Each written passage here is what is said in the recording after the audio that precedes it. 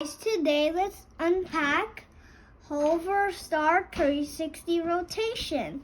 And you don't need to press the button, you can only use it with your hands. And here's the charger. The charger's in here. Okay, now let's unpack.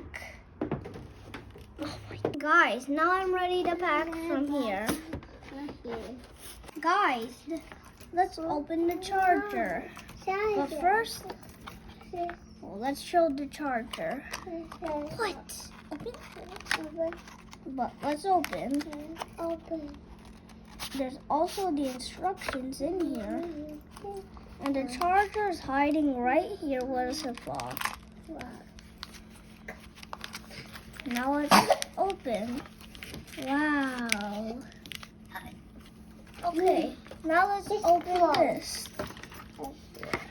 So I'm telling you, these two pieces on the top and bottom are flexible, but the metal one over here is strong.